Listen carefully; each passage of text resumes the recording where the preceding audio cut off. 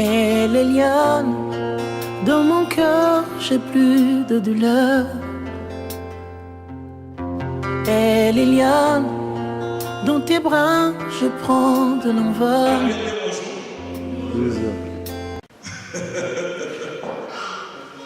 Ah, Seigneur Jésus. Que Dieu nous aide. Il y a beaucoup de gens qui sont tombés dans l'idolâtrie sans les savoir. Vous savez, Jésus-Christ a dit à la femme samaritaine, vous adorez ce que vous ne connaissez pas. Il y a des gens qui adorent réellement avec tout cœur, mais ils adorent ce qu'ils ne connaissent pas. Il y a des gens qui fêtent, mais ils ne fêtent ce qu'ils ne connaissent pas. Un jour, à l'école, on nous a menti. On nous a dit qu'un jour à combien? 24 heures. C'est la même façon qu'à l'école, on nous a dit que l'homme vient d'où? Du singe.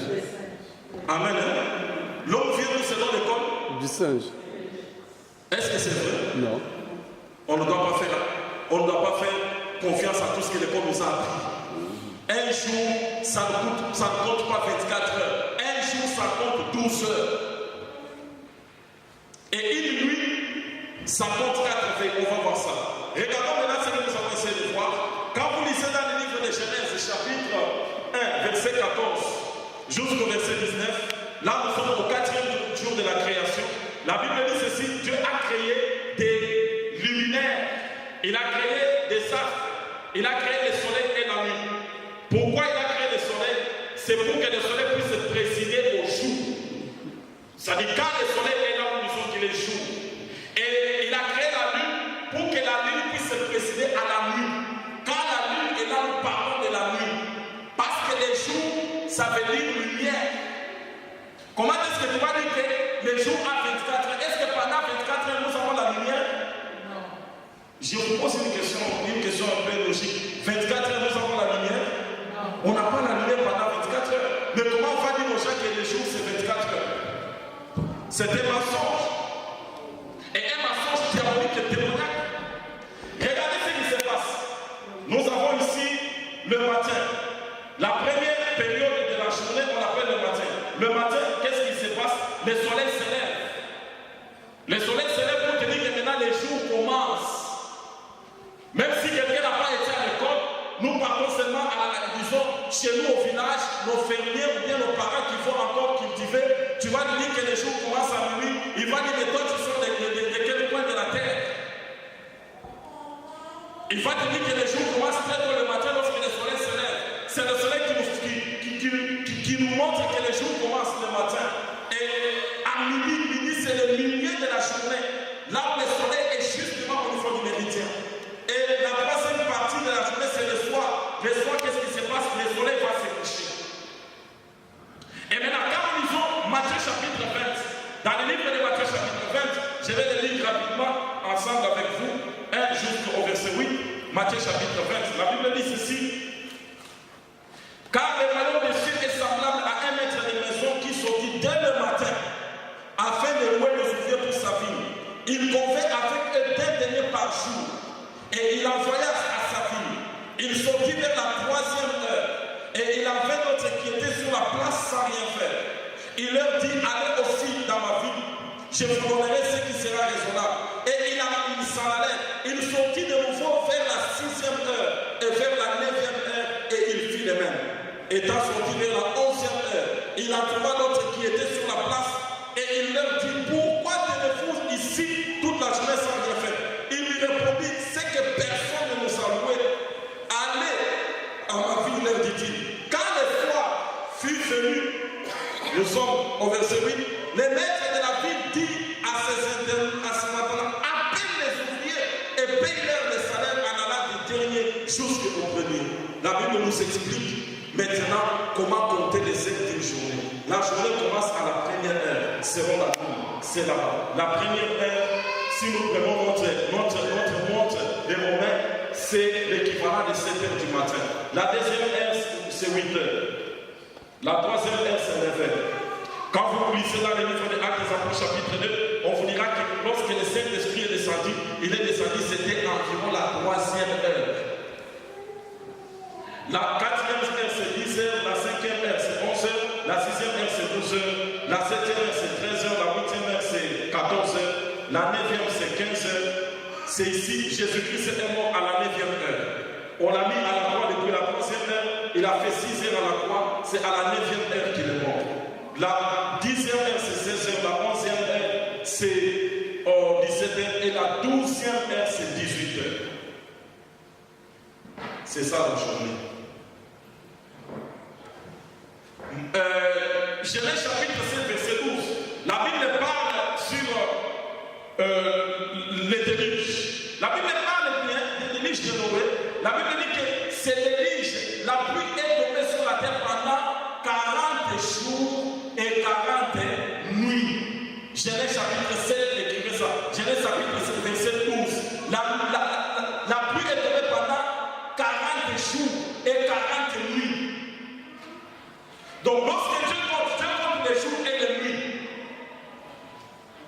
pour nous montrer ça qu'il y a une différence entre les deux. Et quand vous voyez maintenant ici, nous coupons la ligne. Jésus-Christ nous a déjà expliqué, j'ai dit, les jours ça veut dire lumière. Jean chapitre 11 verset 9, qui nous montre qu'un jour, il n'a que 12 heures.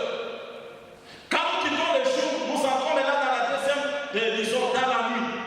La nuit, selon les Écritures, la nuit a 4 veilles. Nous allons lire dans le livre de Matthieu, chapitre 14, verset 25. Matthieu, chapitre 14, verset 25. Matthieu 14, verset 25. La Bible dit ceci.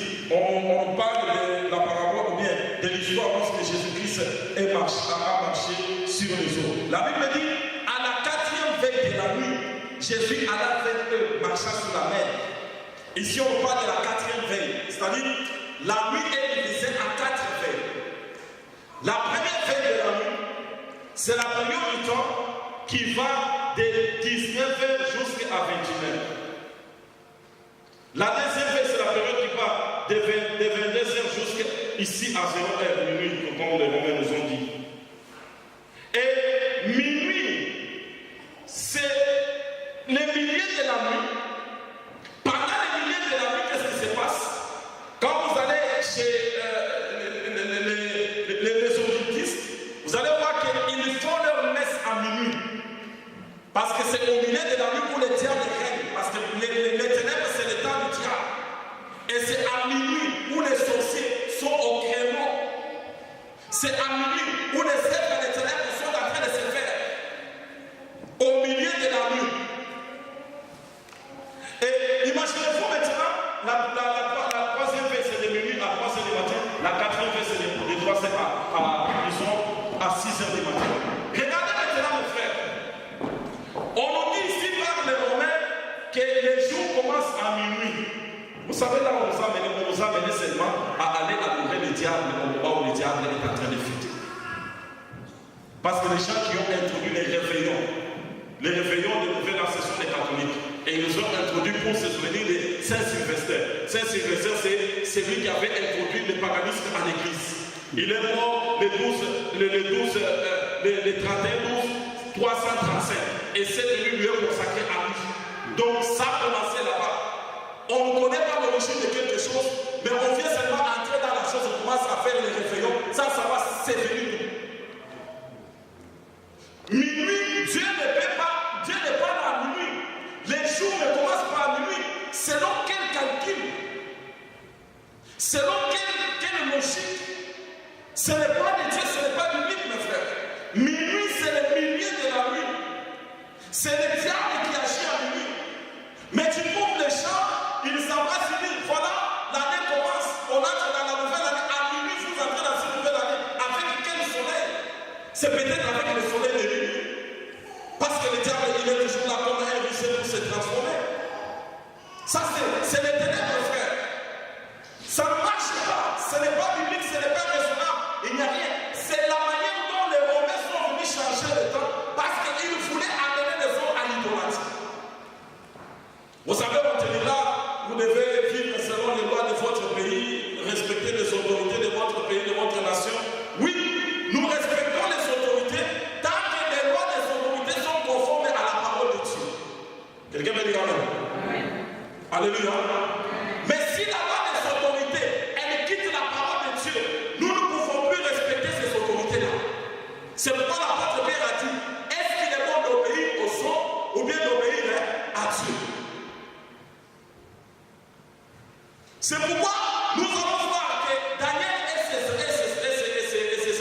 Quand nous lisons dans le chapitre 3, le roi de Nebuchadnezzar, il a fait une statue.